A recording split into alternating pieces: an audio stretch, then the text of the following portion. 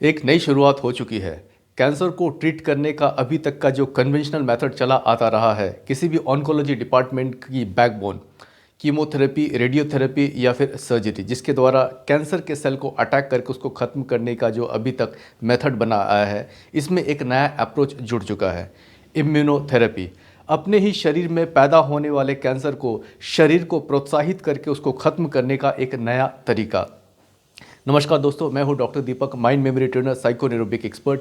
और आज के इस प्रोग्राम में, इस एपिसोड में आज हम जानने वाले हैं इम्यूनोथेरेपी क्या है, किस तरह से काम करता है, इसके साइड इफ़ेक्ट क्या है और ये कितना सफल हो सकता है आज के इस वर्तमान सबसे भयावह डिजीज़ कैंसर के लिए। वैसे तो इम्यूनोथेरेपी का इतिहास कोई बहुत नया नहीं है। आज से ठीक 127 साल पहले एक अमेरिकन सर्जन जिनका नाम था विलियम बी कॉले, जो कि मॉडर्न इम्यूनोथेरेपी के पितामह भी माने जाते हैं, उनके पास कई सारे कैंसर के पेशेंट आया करते थे। उसमें से एक नाम था जोला।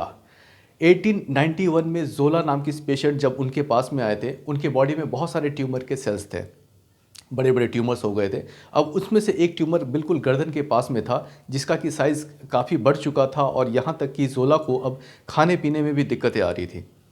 और जोला अब बहुत ही मृत्यु के निकट पहुँच चुका था, बच पाना बहुत ही मुश्किल दिख रहा था। तब जा कर के विलियम बी कॉले ने उनके उस ट्यूमर के अंदर कुछ बैक्टीरिया इंड्यूस किए, जो कि एक इन्फेक्शन की तरह रहा है। तो देखा यह गया कि 2 ही दिन के अंदर अंदर वो ट्यूमर काफ़ी श्रिंक हो गया, वो छोटा हो गया। माना यह जाता है कि जब वो बैक्टीरिया इन्फेक्शन उसके उस ट्यूमर में इंड्यूस किया गया, तो वो कहीं ना कहीं उस व्यक्ति के बॉडी के इम्यून सिस्टम को प्रोत्साहित किया, उसको प्रोवोक कर दिया। अब इस प्रक्रिया का नाम दिया गया कॉलिन्स टॉक्सिन्स। लेकिन इस प्रक्रिया में एक दिक्कत थी, वो ये कि मैकेनिज्म ऑफ एक्शन को पूरी तरह से स्पष्ट नहीं किया जा सक रहा था। और दूसरा रिस्क ये था कि पेशेंट के बॉडी में पैथोजेनिक बैक्टीरिया को इंड्यूस करना कहाँ तक सेफ रह सकता है। और इसी वजह से अब इस इम्यूनोथेरेपी के काम को आगे जारी रखने का बागडोर हेलेन कैले ने अपने ऊपर लिया। हेलेन कॉले, जो कि डॉटर रही हैं विलियम कॉले के, और उन्होंने कैंसर रिसर्च इंस्टीट्यूट की स्थापना की, जो कि दशकों तक इस इम्यूनोथेरेपी के ऊपर काम करते रहे। तब तक और भी कोई ऑर्गेनाइजेशन पैरेलली इस थेरेपी के ऊपर काम नहीं कर रही थी। बात करते हैं कि वर्तमान में किस तरह से इम्यूनोथेरेपी का साइंस किसी भी पेशेंट के बॉडी में काम कर रहा होता है कैंसर से लड़ने के लिए। हम सभी के शरीर के अंदर एक रोग प्रतिरोधक रक्षा तंत्र है, जिसको कि हम इम्यून सिस्टम भी कहते हैं। वाइट ब्लड सेल्स में ग्रुप ऑफ सेल्स होते हैं, जिनका काम ही है आपके किसी भी पर्सनल सिक्योरिटी सिस्टम की तरह काम करते हैं आपके बॉडी में। अब होता क्या है कि जब भी कोई वायरस के इन्फेक्शन या फिर बैक्टीरियल इन्फेक्शन आते हैं हमारे बॉडी के अंदर, कहीं से कोई फॉरेन इन्वेशन होती है, तो फिर हमारे रक्षा तंत्र तुरंत जुट जाते हैं उसको ख़त्म करने के लिए। अब कैंसर सेल के साथ प्रॉब्लम ये होती है कि ये कैंसर सेल अपने ही शरीर के अंदर उत्पन्न होती है, और वो बिल्कुल सिमिलर होती है हमारे जो कि बॉडी ट्रिलियंस ऑफ सेल्स के बने हैं, उसी सेल्स की तरह होते हैं। तो हमारा इम्यून सिस्टम कंफ्यूज हो जाता है। और दूसरी बात ये होती है कि जब भी इस तरह के ट्यूमर हमारे बॉडी के अंदर ग्रो होना शुरू होता है, और ये अपने आप में इतने इंटेलिजेंट होते हैं कि वो हमारे इम्यून सिस्टम को धोखा देने लग पड़ते हैं। अब ये कुछ ऐसे मान लीजिए कि जैसे ही कैंसर सेल का पता चलता है हमारे इम्यून सिस्टम को, और हमारा इम्यून सिस्टम तुरंत अटैक करने के लिए दौड़ता है। अब हमारे इम्यून सिस्टम के पास में जैसे कि एक ऑटोमेटेड गन है। अब उस ऑटोमेटेड गन के अंदर 2 बटन्स लगे हुए हैं, एक ग्रीन बटन, एक है रेड बटन। ग्रीन बटन है स्टार्ट करने के लिए attack, red button to stop the gun. तो ग्रीन हो जाता है अटैक स्टार्ट करने के लिए, और रेड बटन होता है उस अटैक को रोकने के लिए, गोली चलाना को बंद करने के लिए। तो अब हमारा ये जो बॉडी के अंदर में ये जो कैंसर के सेल है, ये इतने स्मार्ट हो जाते हैं कि उनको पता हो जाता है कि ये रेड बटन ने अगर इसको दबा दिया जाए या फिर ये किसी तरह से दब जाए, तो फिर अटैक रुक सकता है। और वो करती भी यही है, उस गन के अंदर जो रेड बटन है उसको वो बंद कर देती है। अब इस बात को जब समझा गया, तो एक नया ड्रग लाया गया, जिसको कहते हैं checkpoint inhibitor drug. Yes, checkpoint inhibitor drug एक शील्ड की तरह काम करता है, जो कि रेड बटन के सामने एक शील्ड की तरह आ जाता है। शील्ड की वजह से कैंसर के सेल जो पहले वो रेड बटन को दबा करके अटैक को स्टॉप कर देते, अब वो अटैक को स्टॉप नहीं कर पा रहे हैं। और जिस वजह से अटैक जारी रहता है और कैंसर के सेल शरीर से खत्म होना शुरू हो जाते हैं। शुरुआती दौर में इम्यूनोथेरेपी के जो रिजल्ट रहे थे वो कुछ इस तरह से थे कि सर्वाइवल रेट होते थे 5 साल में 5%, जो कि बहुत ही कम, मतलब कि 100 लोगों के ऊपर अगर अप्लाई किया जाए इस थेरेपी को तो अगले 5 साल तक सिर्फ 5 लोग ही जिंदा रह पाते थे इस प्रक्रिया, इस थेरेपी से।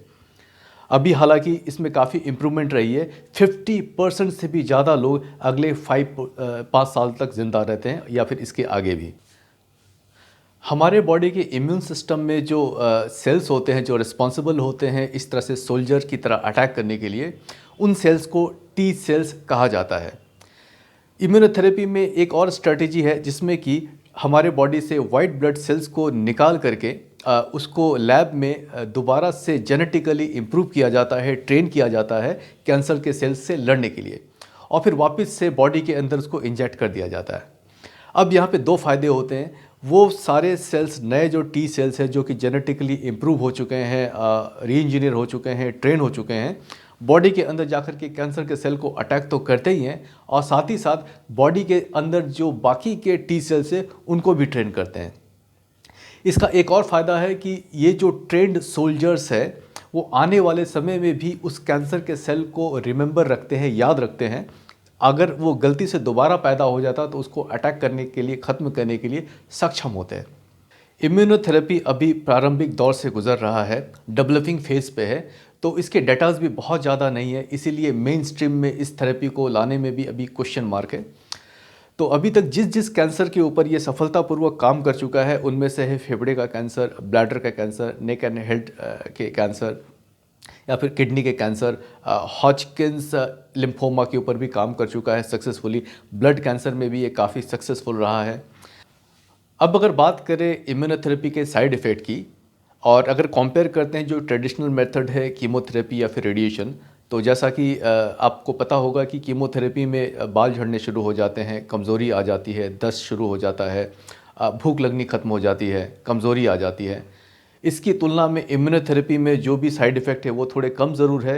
आमतौर पे इम्यूनोथेरेपी किए जाने के बाद में पेशेंट्स जो बताते हैं कि उनको बहुत ज़्यादा थकावट आती है। तो अब बात करते हैं कि इम्यूनोथेरेपी के अलावा क्या कोई ऐसा भी तरीका है जिससे कि हम अपने आप को अपने माइंड के पावर से, अपनी मेंटल एनर्जी से अपने इम्यून सिस्टम को हम बूस्ट कर सकते हैं। किसी भी इंसान के शरीर में कैंसर के सेल के होने की संभावना कितनी है?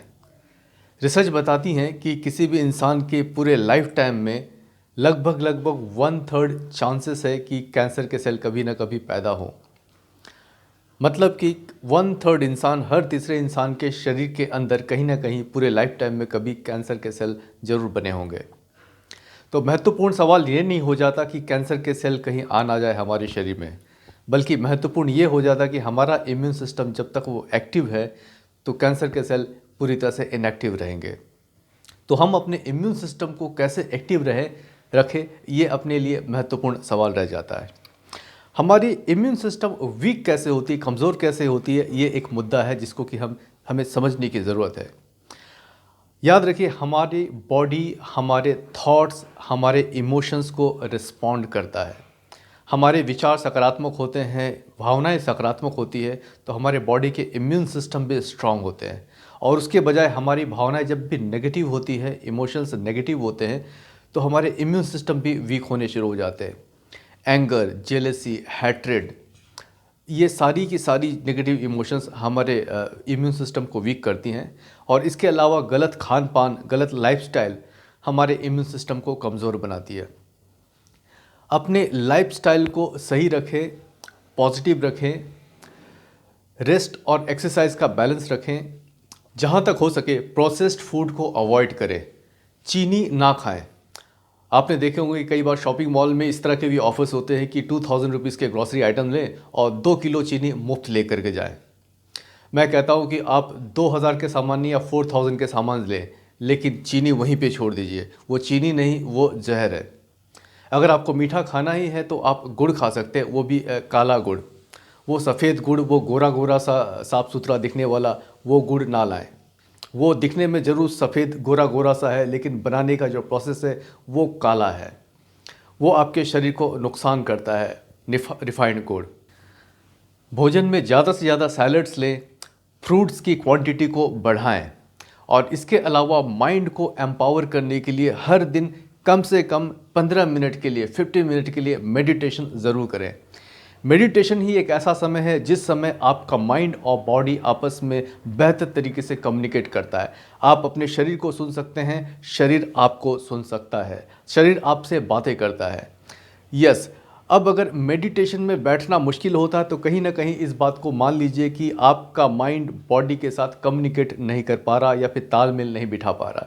जब आप मेडिटेशन में बैठे और उस समय अगर आपका मन स्थिर है, शरीर भी स्थिर है, तो कहीं ना कहीं एक बेहतर तालमेल, एक कम्युनिकेशन चल रही है बॉडी और माइंड के बीच में। मेडिटेशन में बैठ करके माइंड को एम्पावर करना है और माइंड जब एम्पावर होगा तो बॉडी भी एम्पावर होगी, बॉडी के एक एक सेल्स एम्पावर होंगी। आपको करना यह है कि मेडिटेशन में बैठ करके कुछ सुझाव अपने आप को देना है। उनमें से एक है आई एम हील्ड, मैं ठीक हो चुका हूँ, मैं हील हो चुका हूँ। आई एम हेल्दी, मैं पूरी तरह से स्वस्थ हूँ। My immune system is strong, मेरी रोग प्रतिरोधक क्षमता स्ट्रॉन्ग है, शक्तिशाली है। आई हील क्विकली, मैं तेज़ी से हील होता हूँ। My mind is focused on healing my body, मेरा मन पूरी तरह से फोकस्ड है बॉडी को हील करने में। I send positive energy to my immune system, मैं अपने इम्यून सिस्टम को सकारात्मक ऊर्जा प्रदान करता हूँ।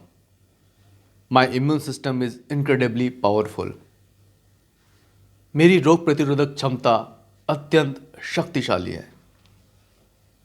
इन विचारों को धीरे धीरे मेडिटेशन में दोहराएं और इनमें से 2 या 3 विचार जो कि आपको ज़्यादा बेहतर महसूस हो उसको आप अपना लें और उसको ही धीमी गति से मन ही मन दोहराएं और पूरी प्रक्रिया लगभग 15 मिनट में समाप्त करेंगे। यहाँ पे जितने भी आत्म सुझाव के सेल्फ ऑटो सजेशन के जो भी पॉइंट्स दिए गए हैं, इनमें से कोई से भी 3 पॉइंट्स को आप सेलेक्ट कर ले जो कि आपको एक बेहतर फीलिंग देती हो और उसको सामने लिख करके रख लें, चिपका दें दीवार के सामने जहाँ पे आप बैठ करके मेडिटेशन कर रहे हैं। हालांकि कुछ दिनों के बाद में आपको ये याद भी हो जाएंगे 2-3 बार करने के बाद में। हर लाइन को आप धीमी गति से पढ़ें, महसूस करते हुए पढ़ें, विजुलाइज करते हुए पढ़ें और एक लाइन को कंप्लीट कर जाने के बाद 2-3 सेकंड के लिए एक पॉज लें, आप उसको महसूस करें। इसके बाद दूसरे लाइन को आप दोहराएं। अब जैसे ही ये 3 लाइन कंप्लीट होते हैं, इसके बाद वापस से फिर पहले लाइन को दोहराएं और लगातार इस प्रक्रिया को करते रहें और कम से कम 15 मिनट तक बैठ करके इस मेडिटेशन को करें।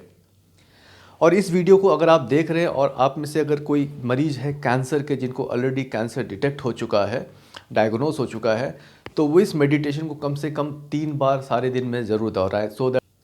तो दोस्तों, आपको ये वीडियो कैसा लगा? इस वीडियो में दी गई जानकारी आपको कैसी लगी? अगर आपको ये वीडियो पसंद आए हैं तो आप यहाँ पे लाइक बटन को ज़रूर हिट करें और इस चैनल को सब्सक्राइब ज़रूर कर लें और बेल आइकन को हिट करना ना भूलें, सो दैट मेरी अगली जो भी वीडियो आए आपको सीधे रूप से नोटिफिकेशन मिले। तो जब तक कि मैं अपनी एक नई वीडियो में आपके साथ मिलता हूँ, तब तक खुशहाल रहें, हेल्दी रहें, फिट रहें, अपने सेहत का ध्यान रखें, क्योंकि आपका शरीर ही एक ऐसी जगह है जहाँ पे आपको ज़िंदगी भर रहनी है। So stay healthy, stay fit. Thank you so much.